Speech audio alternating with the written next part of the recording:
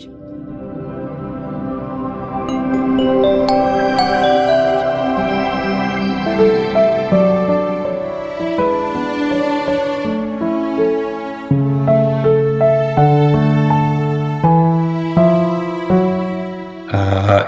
saya hormati Romo Engliang dan rekan-rekan sedharma yang hadir di Dharmasala. Seperti saya katakan tadi, saya ingin berbagi dharma dengan kawan-kawan seperti bagaimana saya melihat dharma untuk dipraktekkan dalam kehidupan sehari-hari, terutama sebagai umat awam. Tentu saja dalam mempraktekkan itu, karena kita tahu dan beruntung kita mengenal Dharma, meyakini Dharma, ada di jalan Dharma, perlahan-lahan juga tetap mengkondisikan diri kita supaya batin kita bertambah baik, tujuan akhir kita beragama Buddha untuk mencapai kebebasan juga terlaksana. Nah, tapi untuk itu tentu saja kita menggunakan ajaran Sang Buddha dalam hal ini yang tercatat di Tripitaka sebagai dasarnya. Karena kita umat Buddha yang meyakini Dharma sebagai jalan kehidupan kita ini. Nah, tentu saja kalau kita belajar dari Tripitaka, lalu melalui guru-guru kita, terutama kalau sekarang ini dari Biku Sangga yang banyak membimbing kita melalui ceramah-ceramah beliau, mungkin yang langsung ataupun juga yang melalui katakanlah media sosial seperti YouTube. Kita banyak belajar dari beliau karena beliau lebih banyak mempraktekkan dalam arti menembus, lalu beliau berbagi dengan kita. Kita beruntung. Nah, dalam kehidupan sehari-hari juga mungkin seperti saya atau beberapa kawan juga kecuali belajar dari beliau, kita belajar langsung membaca buku dan beberapa kali berdiskusi. Lalu kita juga mempraktekkan. Nah, dalam mempraktekkan ini sebagai umat awam, tentu saja kalau saya praktekkan, cara saya mempraktekkan dengan menggunakan bingkainya Dharma juga, supaya kita tidak salah arah menjalankan hidup ini. Untuk itu, saya akan melihatnya sebentar lagi dari sudut praktek sehari-hari sebagai umat awam, bagaimana kita bisa menggunakan Dharma itu dengan baik.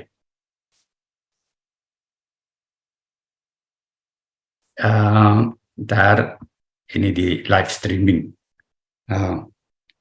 Jadi saya lanjutkan. Kalau kita membaca Sawasutta itu yang berada di grupnya Sutta, kan kita di jadi kalau kita melihat di Tripitaka, kita mempunyai Sutta, Pitaka, lalu Winaya Pitaka dan Abhidhamma Pitaka. Di Sawasutta ini di grup Sutta-Sutta yang namanya Majjhima Nikaya, kita tahu. Nah, dari sana saya ambil satu umpama sutta. Tapi hampir seluruh sutta yang lain, apa yang Sang Buddha ajarkan, ujung-ujungnya yaitu mengarah untuk pelepasan, untuk memproses hidup kita ini, pikiran kita ini, supaya kita ini lepas dari lingkaran samsara. Saya pernah mendengar ceramah yang mulia Bante Santa Cito, beliau menjelaskan begitu bagus. Ujung-ujungnya pada akhirnya dharmanya Sang Buddha itu memang mengarahkan diri kita untuk pelepasan. Tapi sebelum sampai ke kebahagiaan tertinggi, tentu saja kita harus lewati dulu lingkaran samsara ini. Nah, Sang Buddha pada saat-saat tertentu beliau memang memisahkan, oh ini ada ajarannya untuk para biku, tapi ada juga beberapa untuk umat awam. Nah, saya sendiri melihat baik ajaran yang digunakan untuk para biku atau umat awam, itu sistemnya hampir semua sama, mengarah ke arah kebaikan, yaitu berbuat baik, mencegah perbuatan buruk, dan mensucikan diri. Nah, untuk itu saya sering mengambil, umpamanya saya beri contoh, ajaran utamanya Sang Buddha yaitu 4 kebenaran tentang duka itu. Kalau kita lihat, beliau selalu menjelaskan apa itu duka, apa itu penyebabnya. Kalau penyebabnya itu hilang, kita mencapai kebahagiaan tertinggi, yaitu dan bagaimana caranya, seperti itu. Selalu begitu.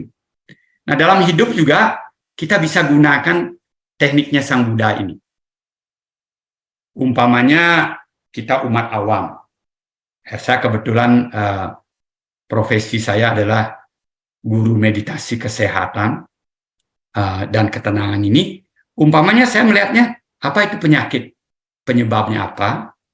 Kalau penyebabnya hilang, sembuh kita, lalu caranya bagaimana? Seperti itu.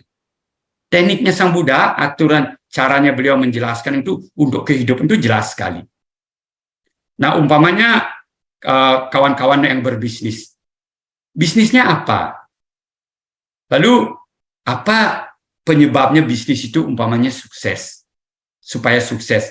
Nah, dikondisikan yang buruk-buruk dihilangkan. Nah, caranya bagaimana? Dijelaskan oleh Sang Buddha. Itu baku untuk semuanya. Lalu teknik-teknik ini kalau menurut apa yang saya mengerti, diceritakan atau diarahkan dengan metode yang lebih detail oleh Sang Buddha.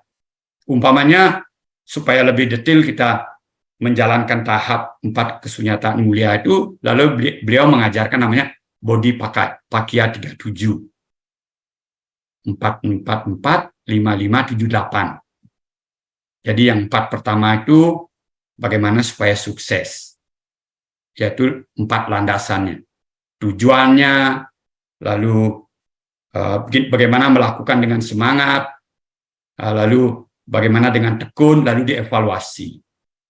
4 pertamanya. 4 yang kedua, yaitu bagaimana perhatian kita, tekniknya itu dilatih memperhatikan badan, memperhatikan perasaan, bentuk-bentuk pikiran, dan dharma. Lalu 4 yang ketiga itu bagaimana kita melakukannya supaya kita lakukannya dengan semangat. 5-nya yaitu namanya pancabala, panca indria. Bagaimana kekuatan pikiran kita 5 yang pokok, bentuk-bentuk pikiran kita tuh supaya dia menjadi kekuatan, sehingga panca indria, kekuatan di dalam diri kita itu menjadi baik. Lalu 7-nya, karena kita latih terus begitu, bibit-bibit kesucian itu akan muncul. Nah, seperti itu. Nah, semua ini digabung, dijalankan dengan 8 jalan tengah. Seperti itu. Jadi dijabarkan lebih banyak untuk kawan-kawan yang ingin menjalankan lebih detail tahap-tahapnya mencapai kesucian. Nah, sama juga dengan di Sutta Sawa Sutta ini. Beliau menjelaskan ini khusus kalau kita ingin mencapai tingkat, katakanlah, batin yang lebih tinggi, mencapai kesuksesan kesucian, caranya, metode menghilangkan noda-noda atau kekotoran-kekotoran batin, di sini agak dikhususkan asawa, karena asawa itu salah satu yang sangat penting, kekotoran batin yang terus mengikuti kita di arus kehidupan ini, lalu dia meletup-letup, mengganggu loba dosa moha kita itu muncul, sehingga kita mudah melanggar sila, seperti itu, asawa ini. Tapi teknik, menurut saya, apa yang saya mengerti, teknik di Sawa Sutta ini juga bisa digunakan untuk kekotoran batin, yaitu kilesa, loba dosa moha kita umpamanya, yaitu niwarana, yaitu lima kekotoran batin kita ketika kita bermeditasi dia muncul mengganggu kita. Atau kalau kita lakukan lebih dalam lagi dengan samatha vipassana, kita bisa mencegah dia untuk muncul, lalu memproses dengan vipassana untuk dibersihkan seperti itu. Jadi apa yang beliau jelaskan di ajaran beliau yang pertama, yaitu apa itu dukkha, lalu penyebabnya dukkha. Kalau penyebabnya itu hilang, mencapai nibbana, lalu jalannya bagaimana? Itu dipecah, disesuaikan dengan keadaan murid yang bertemu dengan beliau atau keadaan saat itu yang beliau perlukan.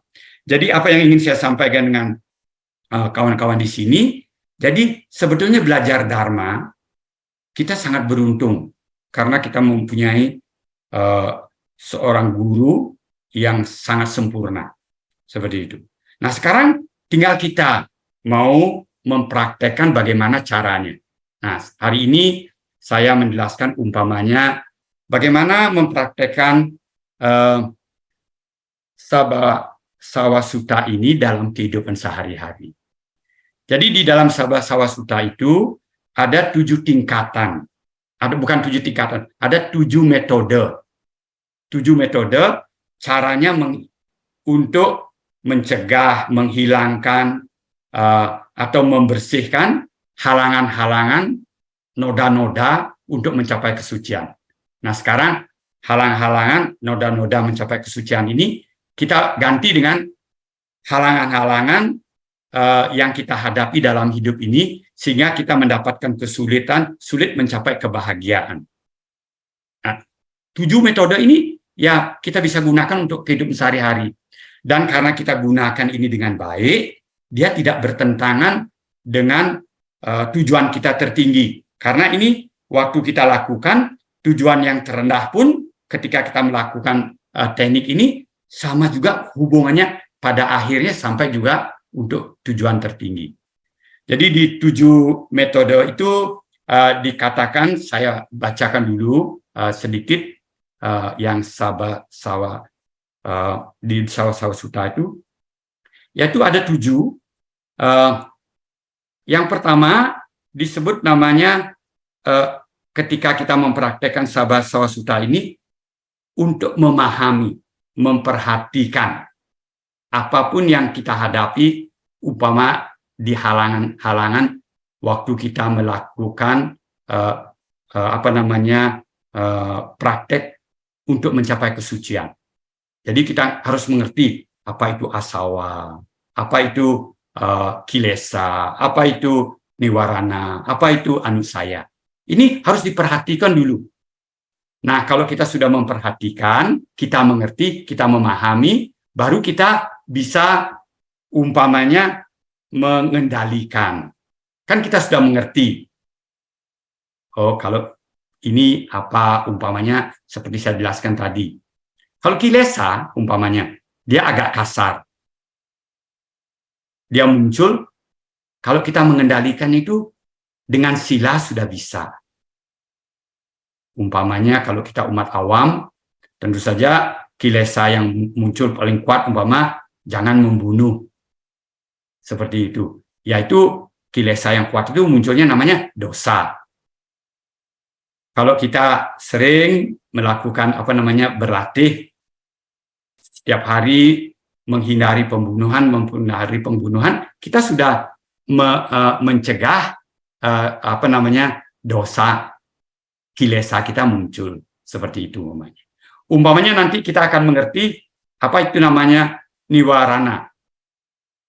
Salah satunya kamacanda umpamanya keinginan untuk menikmati duniawi yang berlebihan ya. Kalau untuk umat awam, kita katakan untuk umat awam, kita ngerti, oh jangan kita berlebih-lebihan makan, atau mungkin berlebihan untuk menikmati kebutuhan badan, seks umpamanya, seperti itu. Masih bisa dilakukan sebagai umat awam, tapi kita ngerti, oh ini juga merupakan kilesa yang perlu dikendalikan seperti itu. Jadi yang nomor 2 itu di Sawasuta itu, halangan-halangan dalam hidup itu perlu dikendalikan. Kadang-kadang tidak bisa semua kita langsung bersihkan, dikendalikan. Nomor 3, kadang-kadang halangan dalam hidup itu kita gunakan dalam hidup sehari-hari itu masih perlu kita gunakan. Umpamanya, saya sering memberikan contoh, katakanlah kita umat awam yang hadir di sini, kan kita pada umumnya berkeluarga, suami istri. Suami istri. Nah, kita tahu tujuan hidup kita ini salah satu itu adalah untuk berbahagia dalam keluarga.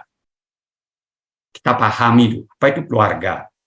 Oh, keluarga ada suami istri, yang biasa ada anak dan seterusnya. Kita pahami dia.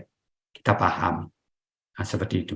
Nah, kalau kita sudah paham, lalu salah satu umpamanya bagaimana hubungan antara anak dan orang tua dan anak. Ini kita perlu kendalikan. Kita harus buat aturan-aturannya seperti itu. Sehingga di keluarga itu hubungan kita bisa bagus. Tentu saja dalam hal ini kita belajar dari Dharma, kan, bagaimana kewajiban orang tua kepada anak, lalu bagaimana kewajiban anak kepada orang tua. Nah, ini dalam berkeluarga, noda-noda atau kekotoran-kekotoran batin ini tetap banyak muncul. Tapi dalam batas-batas tertentu, kalau kita kendalikan, malahan kita bisa gunakan.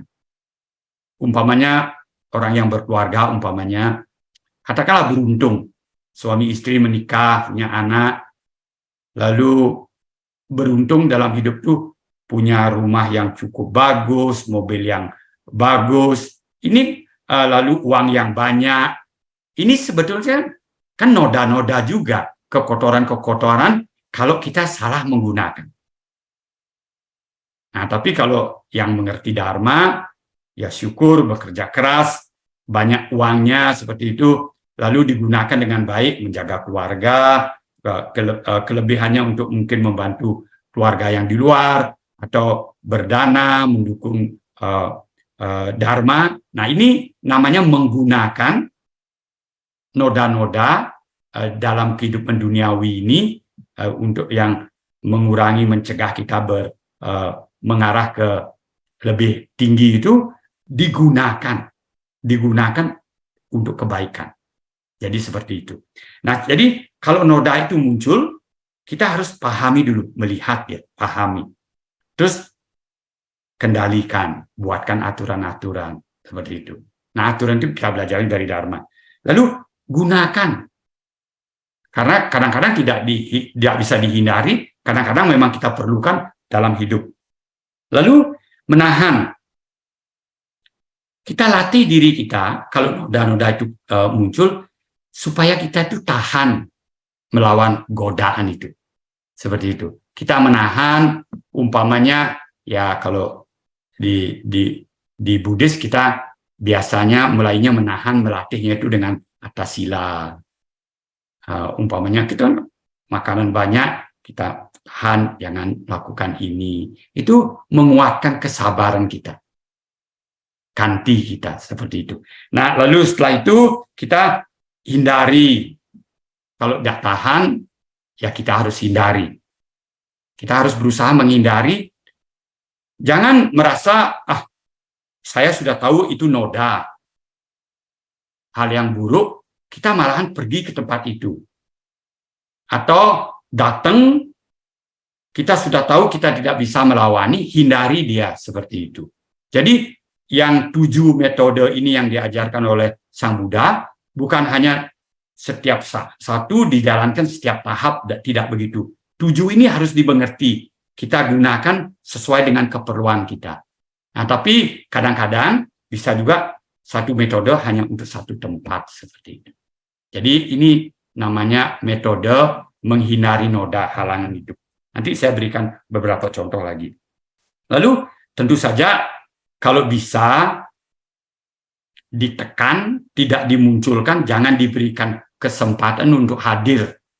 Noda-noda itu kalau kita berumah tangga, baik di dalam keluarga kita atau yang munculnya dari dalam ataupun muncul dari luar.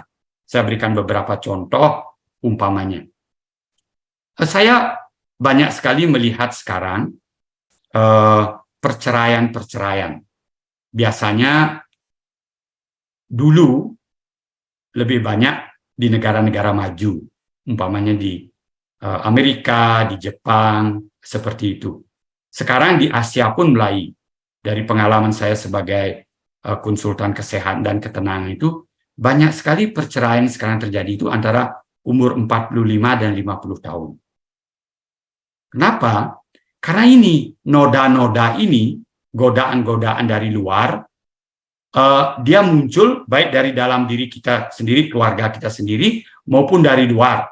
Karena pikiran kita sudah tidak terkonsentrasi menjalankan tugasnya. Nah, umpamanya seperti ini. Saya banyak melihat suami istri itu waktu muda saling sayang. Jatuh cinta. Baru bertemu pertama kali begitu melirik, memperhatikan. Dia ingat nih, perhatian itu. Tapi ini perhatian. Begitu dia diperhatikan, terjadi kontak. Karena laki perempuan tentu saja ada kemelekatan, ketertarikan yang kita sebut namanya cinta. Di perhatian ini. Nah, tentu saja cinta yang baik itu perhatiannya diperhatikan baik-baik, saling menghargai dan seterusnya. Tapi tentu saja di sana juga ada namanya perhatian, cinta diikuti oleh kemelekatan, saling memiliki. Pada umumnya, kita umat biasa itu lebih kuat. Kalau tidak diikuti omongan kita dengan suami kita atau istri kita, kita tidak mau lagi sayang dengan dia, umpamanya begitu. Nah, sekarang lihat, sudah menikah saling cinta. Ini guyonan-guyonan yang sering saya sampaikan. Kalau baru menikah saling cinta, tinggal di satu rumah, suaminya mau bekerja, diantar sampai di mobil. Bila perlu dibukakan pintu, cup kiri, cup kanan. Itu baru nikah ya. Itu suami bekerja. Nanti kalau suaminya pulang, lewat bakery, toko roti, lihat, oh itu roti itu disenangin dengan istri ya. Ingat belikan istri. Itu seperti itu. Pagi-pagi baru bangun, suami kadang-kadang sudah tersedia semuanya. Di atas meja tuh ada kopi dan seterusnya, makan bersama. Nah, si istri kalau ulang tahun, suaminya masih ingat belikan perhiasan. Itu dulu waktu baru menikah. Nah, begitu kita menikah, tentu saja perhatian kita, kalau istri hamil, perhatiannya si ibu mulai ke anaknya dalam kandungan. Tentu saja ini baik ya, betul. Tapi artinya ada sebagian perhatiannya nanti berkurang ke suaminya. Seperti itu. Suaminya juga demikian. Wah, ini istri hamil, saya harus kerja lebih bagus supaya bisa berhasil, punya uang, nanti untuk beli rumah, nyekolahkan anak yang baik, dan seterusnya. Perhatiannya juga agak berkurang kepada istri karena memikirkan bisnisnya, dan seterusnya. Nanti sudah anaknya 3, istri itu sudah berpikirnya, aduh sibuk, jaga anak, dan seterusnya, rumahnya, dan seterusnya. Sudah lupa, suaminya bangun sendiri, buat kopi sendiri, ngambil mobil keluar, bila perlu harus nutup pintu sendiri. Itu suaminya kurang perhatian lagi dari istrinya, karena istrinya sibuk kan ngurus anak 3 dan seterusnya. Nah, suaminya juga begitu. Kalau dia pulang, itu kan sudah istri saya, tugasnya dia jaga rumah, tugasnya gini. Kalau salah sedikit udah dimarah. Rumahnya kotor, anaknya begini, umpamanya begitu. Nah, si istri juga kadang-kadang komplain dengan suami. Uangnya tidak cukup, kamu tidak kerja keras, males sekali, dan seterusnya. Jadi mulai banyak gesekan yang dilihat banyak kekurangannya. Perhatian yang sayang, yang cinta itu kurang. Yang buruk-buruk lebih banyak. Nanti pikirannya, ketertarikannya berdua, suami istri ini berkurang. Suatu hari anak sudah sekolah ke luar negeri atau menikah, perhatiannya, tugasnya tidak begitu berat lagi, si suami juga usahanya sudah sukses, tidak lagi seberat dulu harus kerja keras, begitu banyak waktu yang lain. Mudah-mudahan tidak terjadi seperti ini. Ibu-ibu cari kegiatan di luar, arisan, supaya tetap cantik, sehat, pergi ke gym dan seterusnya. Nanti di sana ada orang memperhatikan. Ibu umurnya berapa? 50 tahun, ibu masih cantik ya. Itu pelatih gymnya umpamanya. Yang memuji seperti itu, bergetar hati ini, bergetar. Biasanya 2 kali ke tempat gym, bisa 5 kali. Lama-lama bisa berpikir begini, itu loh soulmate saya, dulu salah milih begitu. Nanti masalah banyak, ada saja alasan. Nah ini banyak terjadi di luar negeri, mudah-mudahan tidak di Indonesia, mudah-mudahan tidak di lingkungan kita, karena kita mengerti Dharma.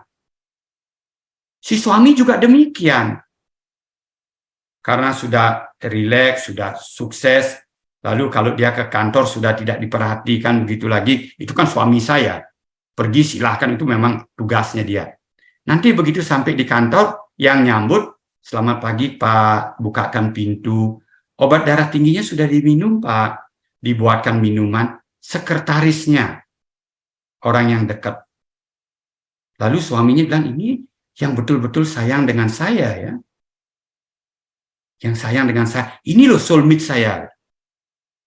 Nah kenapa? Ini harus dimengerti sebagai kita sebagai perumah tangga yang ingin bahagia dengan suami istri dan anak-anak dan seterusnya. Perhatian itu harus tetap ada. Yang perhatian yang buruk dihilangkan, perhatian yang baik dikuatkan, sehingga tidak terjadi seperti itu. Nah ini umpamanya di rumah tangga yang kita lihat seperti itu. Perhatian-perhatian yang maksudnya kadang-kadang baik, tapi akibatnya buruk juga harus dimengerti, dipahami seperti itu. Bapak dan Ibu, kita semuanya, orang tua, pasti ingin anaknya baik, sehat, sukses. Tapi kalau kita tidak mengerti Dharma, tidak mengerti caranya mendidik, atau mungkin karena sibuk, lalu dari kecil anak kita buat dia sedemikian rupa supaya dia sukses, kita marahin. Tidak boleh ini, tidak boleh itu, kamu bodoh, harus begini, harus begitu. Lalu ketika dia baik, kita lupa memeluk. Ketika dia baik, kita juga lupa memuji. Lupa memperhatikan supaya dia menjadi lembut seperti itu. Nah kita semua begitu. Karena kita tidak sempurna, ada saja kesalahan kita waktu kita mendidik anak seperti itu. Tentu saja, Bapak dan Ibu, banyak juga kebaikan mendidik anak kita kan. Kita sendiri kan, ibu-ibu terutama merangkul anaknya dengan sayang, itu membekas di memori anaknya. Seperti itu. Nah, dan sebaliknya anak-anak juga demikian. Anak-anak itu kan tujuannya pasti baik, sayang dengan orang tua dan seterusnya. Tapi kadang-kadang anak-anak, terutama ketika dia remaja, banyak sekali juga perhatiannya dia kurang dengan orang tuanya, banyak sekali dia menimbulkan trauma kepada orang tua. Saya mendapatkan kasus anak-anak remaja putus cinta. Lalu pulang, nangis berteriak-teriak, tutup pintu, ngancam-ngancam, saya mau bunuh diri, saya mau bunuh diri. Ibu bapaknya yang sayang dengan dia kan ketakutan. Padahal anaknya tidak bunuh diri kan. Sekarang sudah menikah, punya anak, punya cucu, anaknya sehat. Tapi ibunya itu loh, kena trauma. Sudah tua, setiap dengar orang mau bunuh diri, rasanya tidak enak. sehingga muncul penyakit-penyakit yang namanya ketakutan tanpa alasan, anxiety, apa namanya semua itu. Nah, ini kekotoran-kekotoran batin yang kita perlu pahami. Kalau bisa hindari, kalau bisa dicegah. Tapi semuanya ini untuk mencegah, untuk menghilangkan, kita harus melakukan dari dalam. Nah, ini keberuntungan kita mengenal Dharma. Sang Buddha memberikan tahu kita. Kalau yang dari luar itu supaya dia tidak masuk, kita cegah. Kita cegah. Kalau dalam Dharma yang dalam, namanya melakukan meditasi samatha. Kita cegah niwarana itu datang. Seperti itu kita cegah. Seperti itu. Lalu setelah kita kuat, kita cegah, baru kita bersihkan. Yang namanya vipassana. Kita sucikan. Sama juga dalam hidup. Seperti itu. Jadi Bapak dan Ibu, kalau dalam belajar Dharma, setiap Dharma yang diwariskan oleh kita, oleh Sang Buddha, kita memang terutama diarahkan untuk kesucian, tapi kalau kita aplikasikan ke dunia nyata kita dengan baik, kita bisa lakukan. Seperti itu. Nah, ini untuk untuk menghilangkan noda, kekotoran-kekotoran, baik secara spiritual, untuk kesucian, maupun secara kehidupan sehari-hari. Nah, tapi di suta-suta juga banyak yang bukan mengisi noda, tapi juga mengisi kebaikan. Makanya Bapak dan Ibu sering praktekkan itu. Apa isinya di Manggala Sutta? Itu isinya seperti itu. Tujuannya. Satipatthana kita. Itu seperti itu tujuannya. Atau karania kita. Kalau Bapak dan Ibu setiap hari membaca karania itu kan seperti tadi. Inilah yang harus dilakukan untuk orang yang ingin menambah kebijaksanaan. Atau menjadi orang bijaksana. Nah, kalau untuk kita, orang umat awam, memang itulah yang harus kita lakukan untuk menjaga kesehatan kita, ketenangan kita, kepintaran kita. Kita harus mulai dulu dengan jujur, sungguh jujur. Moral kita lakukan dengan baik, ucapan, perbuatan, dan seterusnya, pikiran kita menjadi tenang. Nah, sudah tenang, lalu kita kuatkan. Pilih objeknya cinta kasih. Seperti yang kita praktekkan tadi. Kalau sudah praktekkan cinta kasih, kan kita menjadi rasa damai dan seterusnya. Ngerjakan apapun bisa kita lakukan untuk menambah kebaikan. Seperti itu. Jadi Bapak dan Ibu, ini yang saya sampaikan dulu sebagai berbagi Dharma hari ini. Mudah-mudahan apa yang saya sampaikan memberikan inspirasi.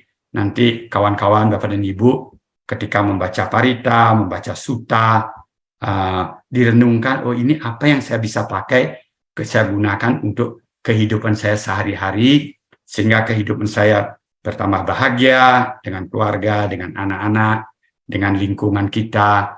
Lalu dalam perjalanan ini, seperti yang diajarkan oleh Sang Buddha, kita selalu mengarahkan diri untuk di arah yang baik, berbuat baik, yang buruk-buruk kita kurangi, cegah, dan tentu saja transform diri kita, pikiran kita supaya bertambah baik, mencapai kesucian. Saya rasa ini yang saya ingin sampaikan pagi hari ini.